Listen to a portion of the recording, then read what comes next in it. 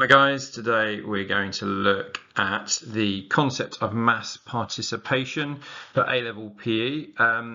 We are going to focus on what it is, what the benefits of mass participation are to the country, and then barriers that prevent people accessing mass participation. And we're going to look at a lot of debates sides of it. So this is a heavily weighted around 15 mark type exam questions. So it's really useful to revise this as a 15 mark, and then if any smaller mark questions come up, it will be a lot easier for you. So we'll break it down into the typical type of 15 mark approach to it. We're not going to really focus too much on the actual disability groups and gender groups and ethnicity groups and target groups, but we are just going to be focusing on a more of a generic side of it when we look at barriers. So the first area we need to really understand and comprehend is that there is a performance pyramid. You don't necessarily need to learn it inside out, but you just need to remember that at the base of this pyramid, there is a foundation level, which is essentially grassroots level, where people start getting involved in physical activity and physical exercise and sport.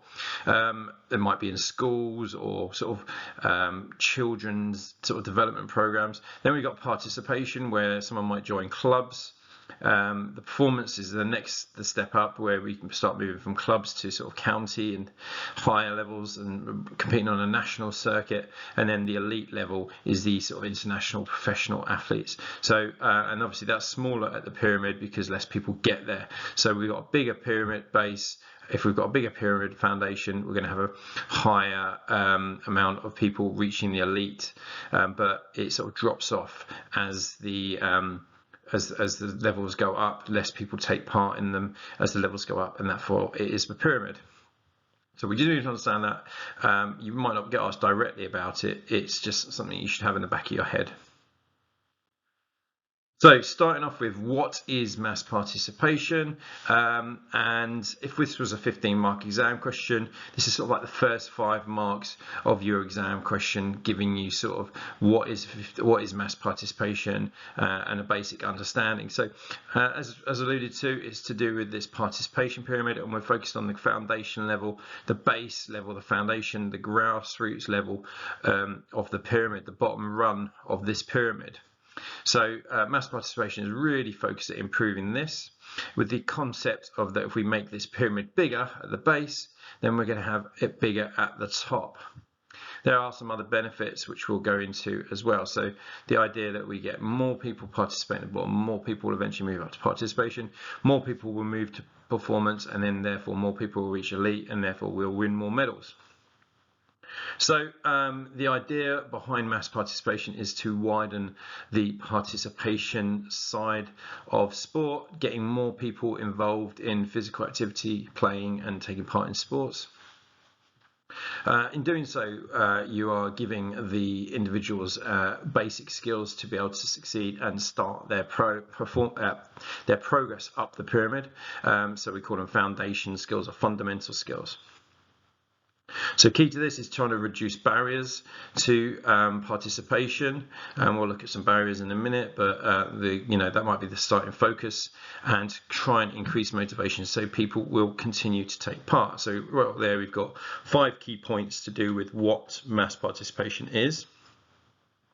And it will also help you to know an example of mass participation programs or grassroots programs. So we've got the Sport England Uniting the Movement is the current one as of 2023. That's what Sport England have in place to try and increase more people taking part, and we'll look into that in a little bit more detail in a bit. But then you've got more sport-specific ones, such as the FA, the Football Association. They have their one called Survive, Thrive, Survive, Revive, and Thrive. So just having at least one example of a mass participation program or scheme is useful. I would suggest Uniting the Movement is a good example because that could be directly asked as an exam question. However, that was asked in last year's exam paper in the 2023 23 year. So, and we're moving into the 23-24 year, obviously exam questions. So the likelihood of it being asked directly this year is slim, but it possibly could be. So let's talk about the barriers to participation that people face. And I would always start with the three main areas of opportunity, esteem, and provision, or opportunity, provision, and esteem. And having an understanding of those three areas, this will cross over with target groups, and if you think about those barriers as a generic sort of barriers to any target group, they're a good starting point of 3 marks that you could get in a possible 4 or 5 mark question. So you get the idea of opportunity, the ability or the chance to take part. This is more of a personal factor. So it could be things to do like money and time. They come from the individual themselves. And you have esteem, which is the person's feelings of ability to take part. So self-confidence and self-esteem is obviously the key word there, and discrimination that might impact someone's self-confidence. And then provision is the availability of activities, so such as access to the whatever you want to do, transport, access to the facilities, are they available? So if you think about opportunities coming from within the person themselves, provision is what is there available to that person. So it's more of an external factor. If you can remember those 3 areas, there's 3 easy marks, and then maybe an example from each of them, which would bring it up to 6. So you get an opportunity, you've got economic side of it, so things like money, membership costs, things like that. Ability is sort of personal, so if you have the physical maturity or the mental maturity to take part in a certain sport, it could do with age. You know, there's some sports with age limits, etc. So they would limit whether someone could take part in a particular activity. And then there's an education element, so have people been taught the skills needed and able to take part? There's just one of few of them. So obviously time is one of the key factors as well. Esteem is linked to stereotypes, so you have race and gender stereotypes, which is linked to discrimination, and then you have cultural elements, so certain religious and cultural acceptances of taking part in particular sports and activities. And then there's sort of like family and peer pressure, expectations placed on an individual which will limit whether they feel they can take part in a particular activity or not. And then in terms of provision, you've got things like geography.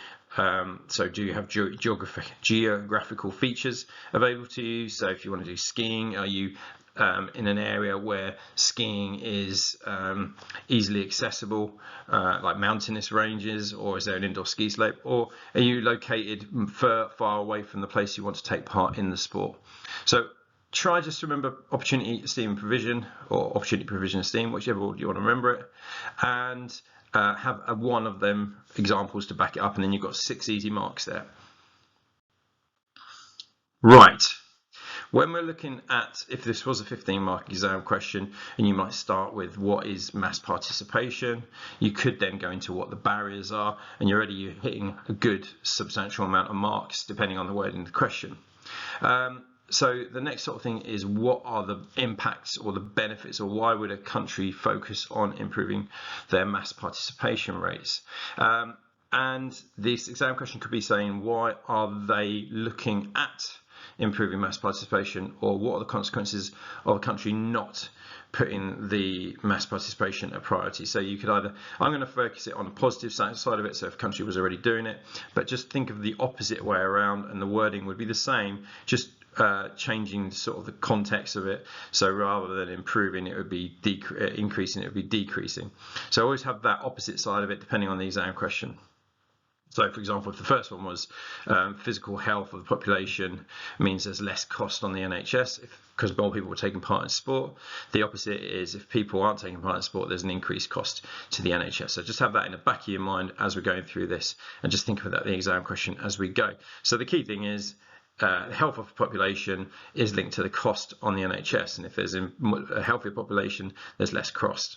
And this slide is mainly looking at sort of like the economic side of benefits to participation. So we're talking about the less cost in the NHS. For mentally healthy population, because sport improves mental well-being, we get the less cost on mental and social well-being services. A healthy population means there's less time taken to be taken, less money spent on sickness benefits and sort of like the benefits the government will hand out, because more people are working, and therefore they're less likely to receive benefits. So it's less strain on the economy in that sense. And generally, the economy, will improve because more people are actually working, and there's less days taken off, so the company itself will benefit. That company will be paying taxes, the employees will be earning money, and they'll be paying taxes on that, which essentially improves the economic wealth of the country. We spend more money if we're taking part in sport. We're spending more money on those leisure activities. So we spend money on the service industry, the leisure industry. It creates jobs for people, so we get another economic boom, and then whatever money we spend on that, the VAT goes back towards the government, which can be reinvested into government schemes, etc., and improving the nation. If we have a fit adult population, this will have a positive impact on children, so we're greater role models for children, and therefore the knock-on effect is that children don't become the drain on the NHS as they go into adulthood, so they become a fitter generation as well. And we are reducing the sedentary lifestyle. So all of these sort of points are just what is a benefit of mass participation. And right away, we've got 7 key points there, and that's just looking at sort of the economic value of mass participation. Just remember the opposite side of it. If the question was flipped around, you could have an unfit adult population will have a negative impact on the children, and they're more likely to become unfit as they age.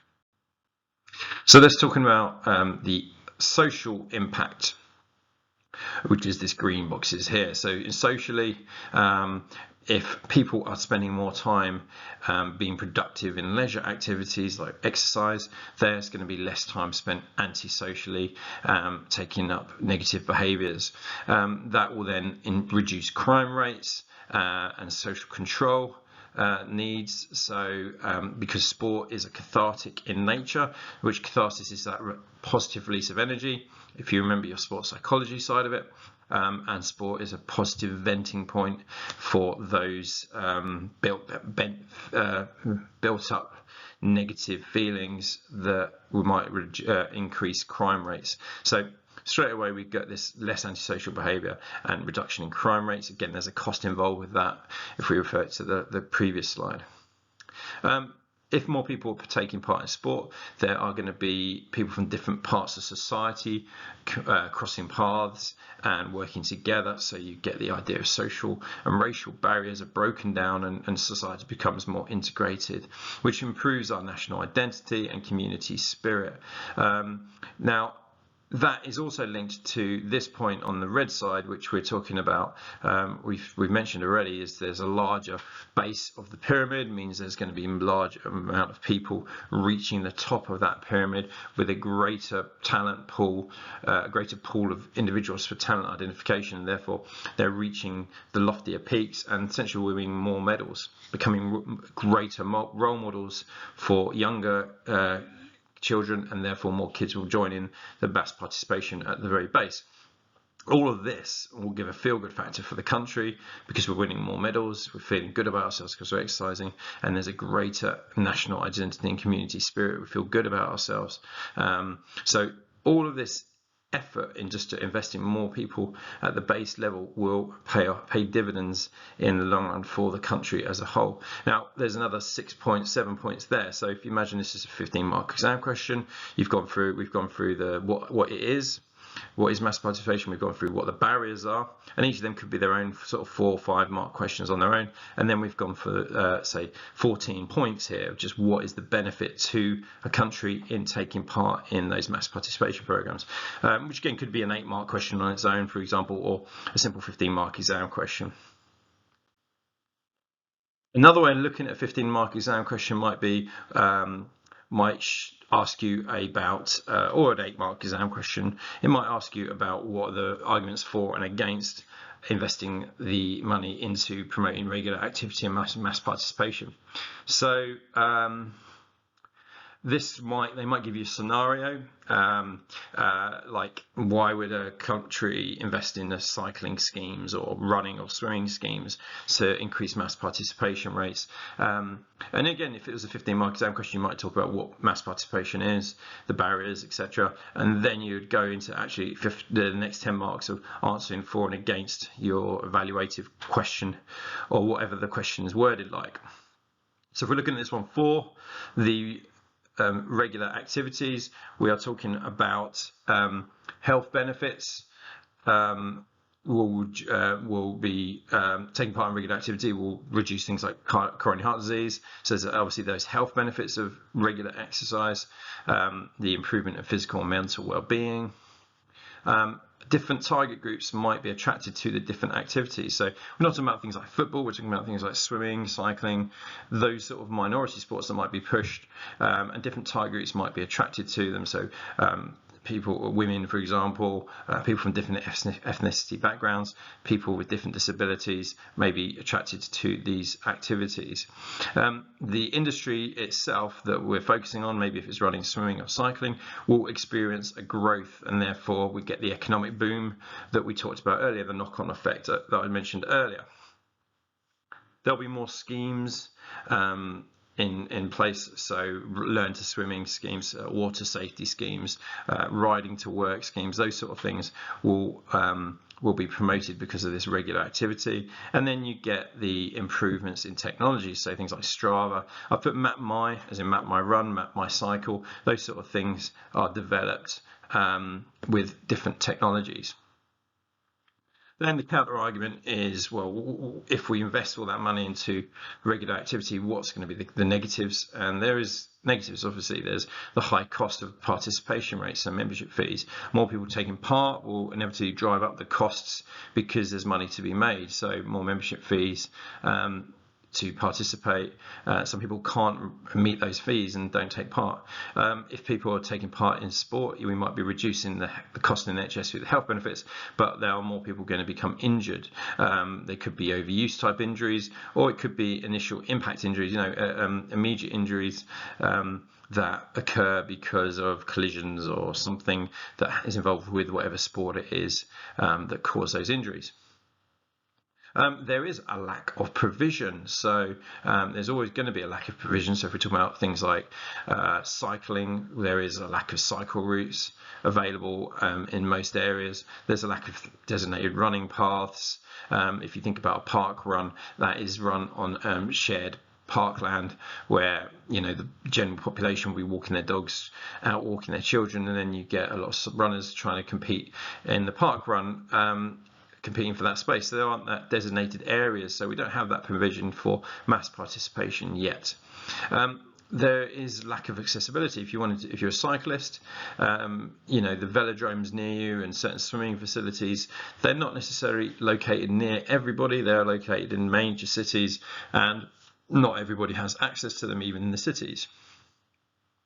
And finally, the media is still always just going to be focused on the main sports and doesn't really promote necessarily those sports that the government might be trying to push for regular activity. And usually those sort of sports that we're talking about are running, swimming and cycling, because they cost very little. They're easy to run, but the media won't really promote it. Other things like the London Marathon, but very few events will be broadcast on TV unless it's high-level athletics. Another type of exam question that's generally linked to this area is using the data. So if you get an exam question that says use the data to show the impact or whether there is a decreasing or an increasing participation rates, is there a trend to evaluate trends in participation rates and so on and so forth, it might ask you to show you a graph or a table, and it asks you to use the data. Now if it says use the data, use that data, refer to it. Those first 5 marks in the 15-mark exam question will be saying what you see, basically saying what's happening, what's the data showing, what's the top level, what's the bottom level, where's the trends, is it increasing, is it decreasing, which particular groups are not participating. So just breaking down the data and just saying what you see, just evaluate and analyze the data is fairly straightforward. If you get it, it's a nice easy 5 marks to pick up. Then you want to talk about, if it is talking about participation rates, what is evidence that mass participation is decreasing, or what evidence is it that it's increasing? And this could be a question on its own without any data, so it's a good, nice bit of revision for you in that sense. So you probably already can tell that things are increasing, such as obesity. We can look at general news articles and information out there that we know that obesity rates are increasing, so that indicates that participation rates are lower. We've got increasing hyperkinetic disorders. Now that's things like movement disorders, things linked to Parkinson's, hyperkinesia.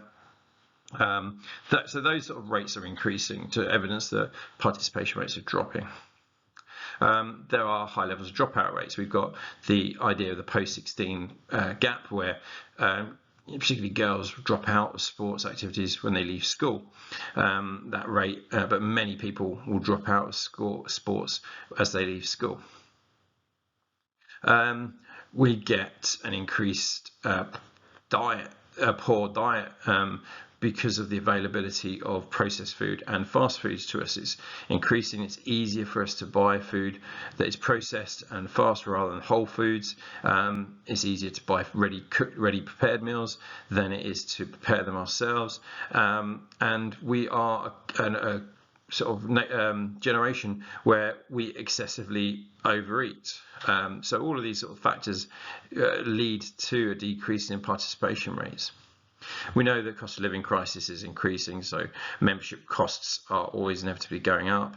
But as technology develops as well, we've got an increase in distractions for us as individuals. So we're less likely to take part in sport because we're distracted by what's going on in the media and gaming and those sort of elements that it's just easier to sit and look at our phones than it is to go out and go for a run. And we have an increasing drain on mental health conditions, so or the mental health services. So that could be an indication that we're not participating as much because we're spending more money on mental health. Now, there is a counter argument to say, well, actually rates are participation is increasing, and we have things like evidence of different sports are increasing rates every day. And for example, probably one of the biggest growing sports currently is women's football, due to the success rates of our England women's teams. Increasing media coverage of just generally sports is always a high level of media coverage of sports. You know, your big sports mainly, but it promotes health, and people see that for sport on TV, and it will promote their health. There is massive amount of money being invested into gyms. I know it costs a lot of money to take part, which is where the increased membership costs come, but there are lots of gyms out there, and they are always being built, and they're always increasing, which means there's obviously people paying to go to those gyms.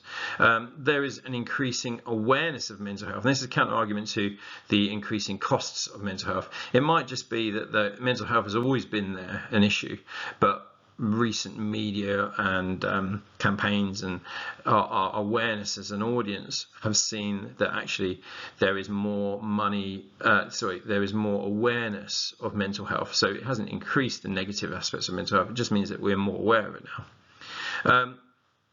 Technology is increasing and developing, and a lot of technology companies focus on fitness and health. So you might have an Apple Watch, Fitbits, those sort of technologies, which will increase, showing there's a need for it because there's increasing participation rates. There are always strategies being put in place by NHS and Sports England, like we've already mentioned, and I will go over in a minute about uniting the movement. Legislation has changed now, so that it's neglectful to leave a child to become obese. So that's a change in the sort of legislation which is putting the pressure back on parents to make sure their children don't become obese. We are increasingly aware of calorie intake in and out, with calories, amounts, and food nutrition standards being labelled on when you buy food. And schools are increasingly being focused on improving health and fitness. So primary school kids are weighed and they measure their BMI and they share that with parents. There's a lot of health focus in primary schools and secondary schools, and the whole purpose of schools is to increase participation rates and increase that foundation tier of the pyramid. So you've got a nice simple sort of 15-mark exam question here where you break down the data for 5 marks, then you might spend 5 marks saying, yeah, the rates are decreasing, and then another 5 marks saying, actually, they are increasing. So it's this balanced argument you're creating. Okay, finally, this was asked in the most recent exam question in 2023. So it might not come up this way, but it is something we do need to know about. But Sport England's current initiative is called Uniting the Movement. It's aimed at the participation pyramid. It's a 10-year program, so it will last for a good number of years. And the idea is to transforming lives and communities using sport as the driving force. Now, they have 3 key objectives. One is advocating movement and physical activity. One is joining the big issues, which I'll go over in a second. And then the final one is creating catalysts for change, changing our opinions and views and activities. So the big 5 issues here are to try and recover from COVID, become more integrated and connected communities, more experiences and opportunities for young children and people, connecting health and well-being, connecting with health and well-being, and then active environments, so areas and spaces that you can take part in physical activity. This is generally a 3-mark exam question, so just knowing some of these points will get you 3 marks of just knowing what Uniting the Movement is, just having that background information. As I say, it was asked in the most recent exam question if you're watching this in 2024, so the likelihood of it coming up is very slim, but it is worthwhile having this in the back of your head, particularly the concept of Uniting the Movement run by Sport England, if it does come up. Right, that's quite a detailed video on mass participation. I do think it's going to be a 15-mark exam question if it does come up, but if not, it's generally an 8-mark exam question anyway, so it is worth spending the time investing in this area. But break it down into what it is, what are the barriers, and what are the benefits of taking part in mass participation. If you break it into those 3 areas, then you should nicely remember it and it'll be easier to answer in the exam question. Right, best of luck.